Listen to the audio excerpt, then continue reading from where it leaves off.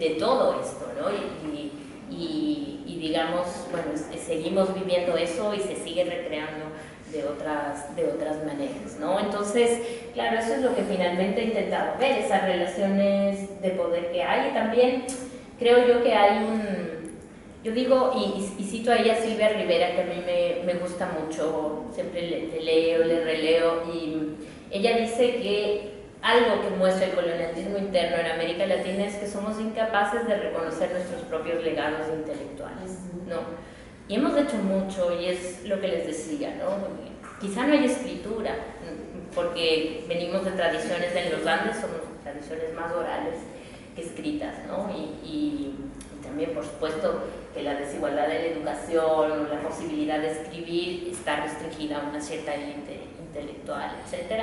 Pero hay mucho que se ha hecho, ¿no? Hay muchísimo pensamiento, un pensar hacer, quizás que no está probablemente escrito, pero somos a veces incapaces de mirar esos legados intelectuales, de darles valor, de reconocer y empezar a pensar desde ahí. Y ese es el colonialismo interno, ¿no? Exactamente, sí, tal cual. Yo creo que podemos abrir ya a más agujeros. Más agujeros. Está bien. Vale, espera, pillamos turnos porque hay varias personas. Levantad la mano y os voy dando turno por ahí. 1, 2, y bueno, está antes que también... Bueno, pero tienes que explicar. Vale, pues 1 y 2 personas. Sí, cuando quieras. Vale, gracias. Bueno, yo como estuve en la presentación de ayer, tengo algunas notas de ayer que me resuenan algunas cosas y las sumo a algunas cosas que has dicho hoy. Ayer comentaste que como tú venías de las prácticas, ¿no? Cuando te decidiste hacer la tesis y luego convertirla en libro, tuviste que ajustarte a un lenguaje académico, un lenguaje institucional, y lo hiciste con la idea de darle valor, dijiste ayer, ¿no?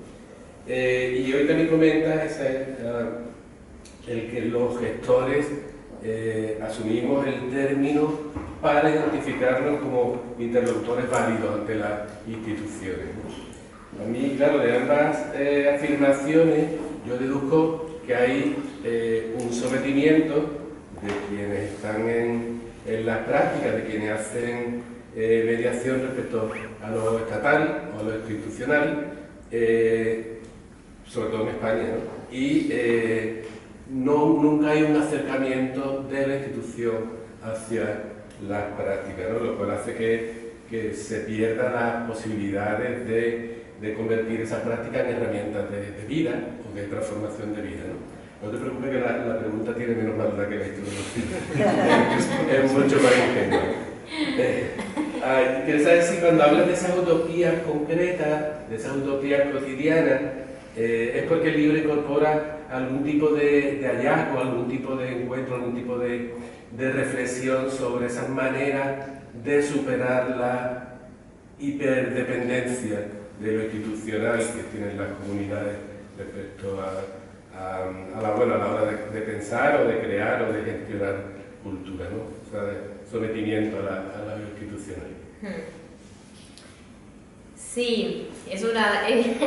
claro, porque yo no hago un análisis del presente, hago justo un análisis del antes de la gestión, donde están esas otras, antes de que aparezca una institución que reconozca la gestión, que otorgue subvenciones, que promueva la profesionalización. O sea, yo estoy analizando en los casos de las utopías un antes de las instituciones, digamos, ¿no? Al menos en el caso de Ecuador. Y eso es interesante porque sí planteo algo, y es lo que creo que intentaba decir hace un momento. Yo creo mucho en lo público, ¿no? Pero a veces me cuesta pensar porque Ecuador no tiene una institucionalidad fuerte. No es Colombia, no es quizá Argentina, que ahora ya, bueno, vemos que está tambaleando, que está en una crisis como muy profunda, no es México, ¿no? Ecuador tiene unas instituciones muy débiles, ¿no? Y las compañeras y compañeros de Ecuador que están aquí lo saben bien. Y eso, claro, sí me lleva a pensar que cuando hay procesos comunitarios y aparecen las instituciones, lo he visto, lo he vivido yo mismo, se han desarticulado, ¿no? se ha desarticulado la organización, se cooptan liderazgos, es muy difícil negociar en condiciones, no quiero decir de igualdad, pero unas ciertas condiciones más quizá de ida y vuelta, ¿no? Es difícil. Y veo porque, claro, ahí está en juego siempre la precariedad, cada vez más aguda, ¿no?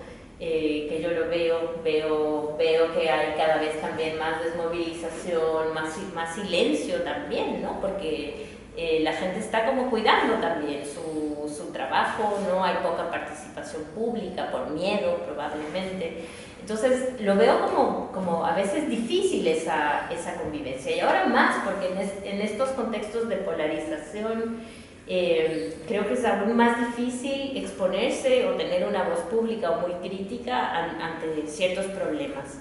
Lo que he aprendido y quizá lo que quise hacer al recoger estas experiencias que están hacia el final del libro es como rastrear algunos aprendizajes políticos que quizá podemos subrayar de esos procesos. Y si algo logré ver en ese momento era que varias de esas experiencias que se estaban dando, que yo le llamo utopías concretas, el Estado no las escuchaba, no las veía, no se enteraba que existían, estaban haciendo, ¿no?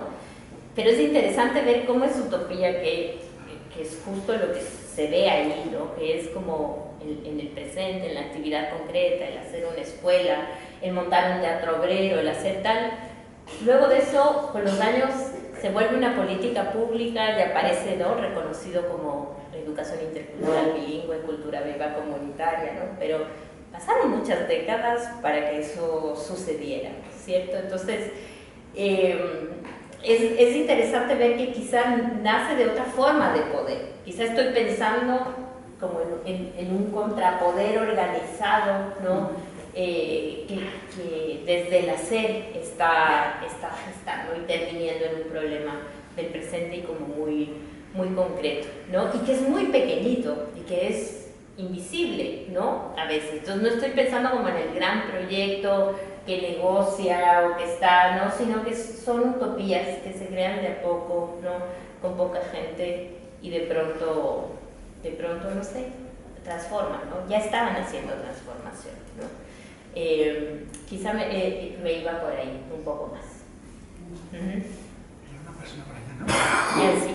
Sí, yo quería preguntarte si en toda esta, que has hablado de la creación del conocimiento que viene un poco de la Escuela de Barcelona, que lleva a Latinoamérica, en este viaje de los estudiantes, pero también de los gestores, en los últimos, pues no sé, 10 años, yo he hecho un viaje de ida y vuelta, entonces, claro, uno va de la Escuela de Barcelona, mira cuánto sé, luego dice, tampoco sé tanto, y aprendes, y se ha generado, yo he estado en Colombia, y se ha generado mucho conocimiento y mucha escritura, y vuelves aquí diciendo, uy, mira cuánto sé, y cuando vuelves aquí dices, bueno, no se da tanta importancia, yo creo que el peso que tiene todo lo que se está escribiendo, pues eso, Argentina, Colombia, quizás no tanto Ecuador, pero sí, o sea, México, sobre gestión cultural, sobre políticas culturales y todo, no está calando tan fuertemente, o sí, tú te pregunto, ¿no? Si tu visión de que has estudiado esto, o sea, lo has analizado,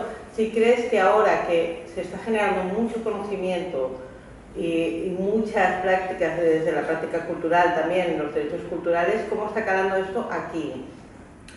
Yo creería, a ver, que persisten condiciones de desigualdad, pero que hay plataformas como la misma editorial que ha hecho ahora el libro, ¿no? Y ha hecho esta apuesta.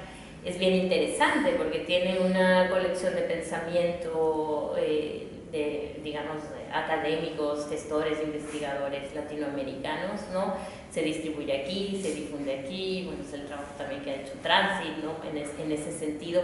Pero te digo, claro, siguen siendo esfuerzos muy pequeñitos, ¿no? Porque te enfrentas a un sistema, o sea, no es lo mismo, hay mucha desigualdad, no es lo mismo si vienes de Ecuador o de Bolivia que si eres de México o de Colombia, o sea, comienzas por esa simetría, ¿cierto?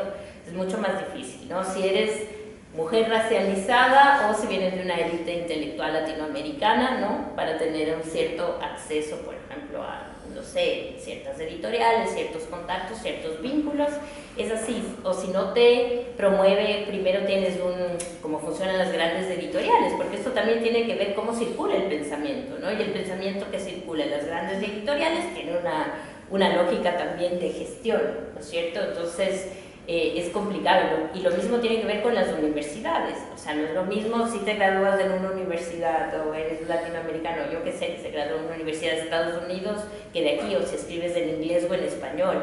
O sea, hay como muchas asimetrías ahí en el momento en el que piensas en cómo se divulga el conocimiento, ¿no? Y quién lo divulga y desde dónde y cómo se valida en el sistema de educación, qué es lo que leemos, ¿no? No sé si todos los que somos profes, educadores hacemos toda... Yo hago una curaduría e intento poner al menos la mitad de mujeres, estoy pensando en personas racialistas, estoy pensando en que hay una diversidad de posibilidades, pero no sé si todos ni todas hacemos eso, ¿no es cierto? Entonces, ¿qué se lee, qué se estudia, quién lo produce, quién valida ese conocimiento, en qué editoriales, en qué lenguas? O sea, es un sistema como muy, muy complejo para pensar, ¿no? Sin embargo, yo sí creo que hay, más allá de ese sistema, pienso siempre que hay un flujo y una circulación de ideas como paralelo, que quizás es al que tú te refieres, ¿no? Yo también, no sé, sí, porque instituciones como Claxo, por ejemplo, que sí, es grande, sí. que además, bueno, tiene pues pensadores, que tiene estudios interesantes ahora pues sobre los grandes temas que es de colonialismo, interseccionalidad, derechos culturales, entonces, y que, o sea, tiene pues cursos que están llenos de alumnos de todo el mundo, ¿no? Y que también, Sí, como claro. hay muchas cosas online, ya no es esta exclusividad que tú hablas del 2007, que tú tenías que venir aquí. No. O sea, ahora tú puedes hacer un curso y conocer realidades, ¿no? Entonces yo creo que es eso, ¿no? Que quizás la puerta de Internet nos ha abierto también, o nos tendría que abrir otras la educación virtual, sí, ¿no? O sea, es un mundo digitalizado y súper distinto al que estoy narrando en ese momento. Sin embargo, creo que hay asimetrías que persisten y que son estructurales y que hay que ver cómo se recrean o se actualizan en el presente. Probablemente ya no son las mismas, pero hay lógicas estructurales que pueden seguir operando si no las miras con atención, ¿cierto? Pero sí creo, yo misma soy ahora profesora en el máster de la Complutense de Gestión Cultural, ¿no? Es interesante que toda esta perspectiva esté incorporada en la educación. Entonces eso a mí me alegra mucho, ¿no? Porque vemos que hay la apertura además a un diálogo, a un cuestionarse, a un mirarse, ¿no?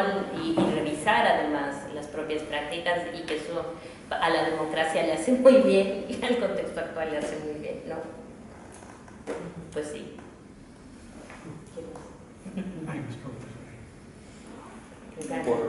Por alusiones, por alusiones en el sentido de agradezco dos elementos, agarro a dos elementos, ¿no? Uno es por qué publicamos esto con el RGC, ¿no? Y el otro, el modelo Barcelona de la zona oscura, ¿no?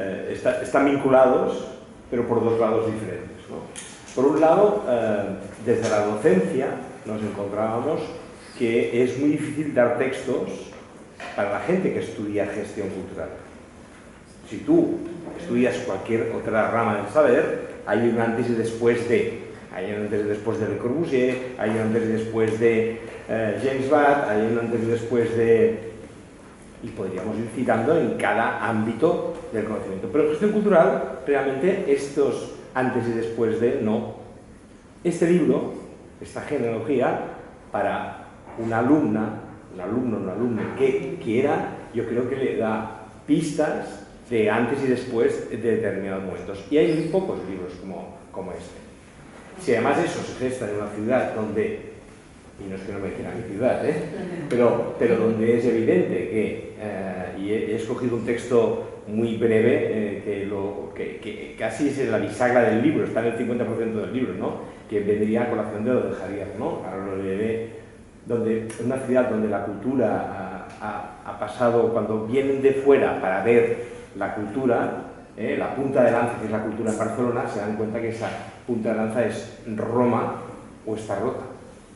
No hay un modelo Barcelona que tú puedas mostrar, aunque haya un modelo de debate que ha permitido, de alguna manera, lo que tú citas en el libro, dice, existe, además citas a Juliet, para no pararme, a Tuyen, a otros, dice, existe un consenso en Barcelona con su modelo de renovación de cultura urbana, ha experimentado un notable éxito internacional.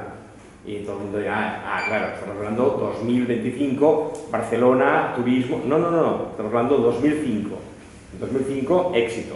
Como sede de conferencias empresariales o científicas, ferias comerciales o festivales culturales. 2004, 2001, 2006. ¿De acuerdo? Tal ha sido el fruto de los esfuerzos combinados del gobierno local de Barcelona y autonómico de Cataluña, lo pondría un poco en crisis, pero en todo caso lo acepto porque está puesto, ¿no? ¿Vale? Que desde los años 80 han generado una paradiplomacia, ese diplomacia soft que decís, ¿no? Paradiplomacia que ha llevado a liderar a redes de ciudades o de regiones con una especial tendencia a utilizar la cultura como un recurso, no cita, pero es Lluice bien metido, ¿no? ¿De acuerdo? Como un recurso para tejer contactos, complicidades y ganar, y aquí es donde yo creo que viene la palabra visibilidad en la arena internacional. Entonces hemos hecho servir el recurso de la cultura para ganar esta visibilidad, ¿no? Y esta visibilidad nos encontramos que sin un corpus.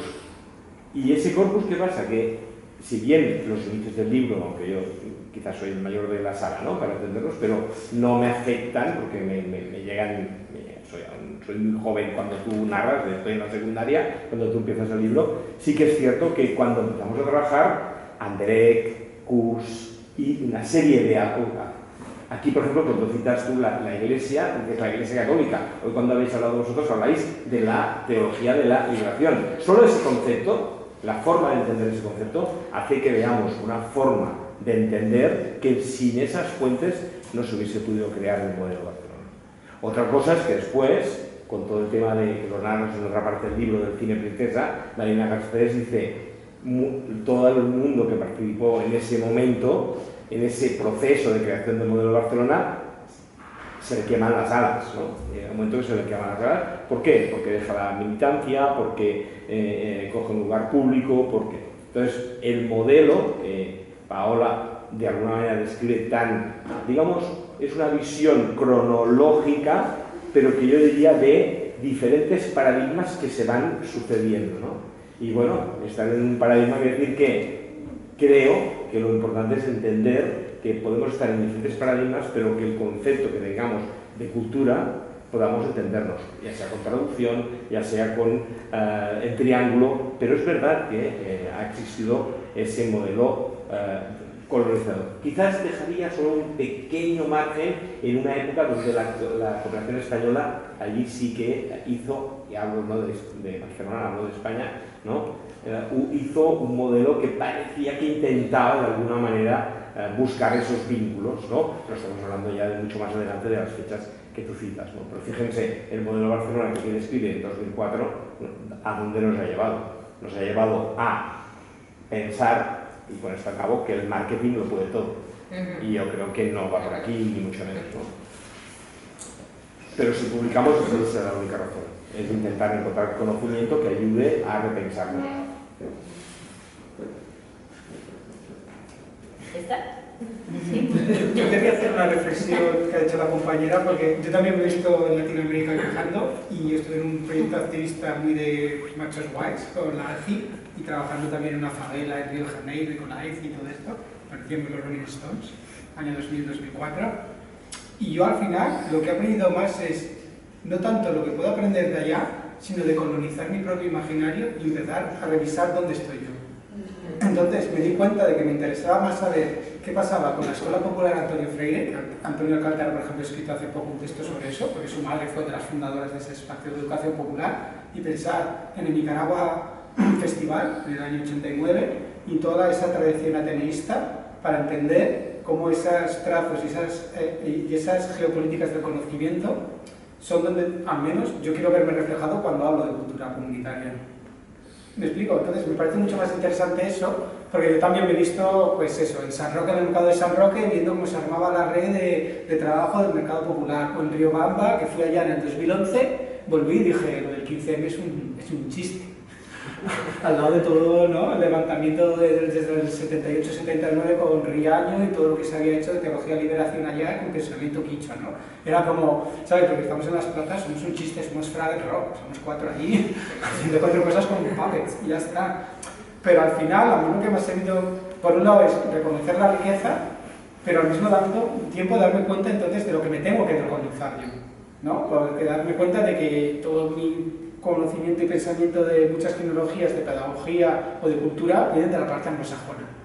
Bueno, por eso yo les preguntaba si esa transmisión de conocimiento de la TAM aquí, o sea, está cuajando. Yo veo que cuaja, pero lentamente. Sería interesante, bueno, ya... Perdón, pero lo que quería explicar con esto es que también de la otra cosa que me he dado cuenta es como un poco hacer ese paso y darme cuenta de todas las culturas migrantes que hay en Barcelona y que están apostando y que se está apuntando cada vez más fuerte, como Acción Migrante, que lleva aquí el Diego, Periferia Cimarronas y mucha otra gente que ha estado incluso antes, y también darte cuenta de que a lo mejor tendremos que dejar de pensar en esos debates como asimétricos de cooperación y pensar más en dónde habitamos la ciudad con las luchas que hay ahora mismo, ¿no? Y que otros movimientos tienen que entrar porque nosotros ya somos woke, somos viejunos y somos muy privilegiadas. Y creo que eso es importante también, un poco como desocupar el centro. Para mí eso es como el movimiento que yo pienso que es interesante ahora reflexionar. Eso es mi percepción, no sé cómo lo ves tú. Tú ves mejor tu ciudad. Por eso, pero bueno, mi ciudad no sé, aquí también tengo 20 años. Pero que para mí es como más el desaprendizaje de... Lo que llevo yo de Latinoamérica es como desaprender dónde estoy. Y desaprender es como saber dónde están mis procesos, para empezar a trabajarlos. Y no hay que viajar muy lejos, ¿no? No hay que viajar muy lejos. Estamos aquí. ¿No? Me despido en nombre del SEC.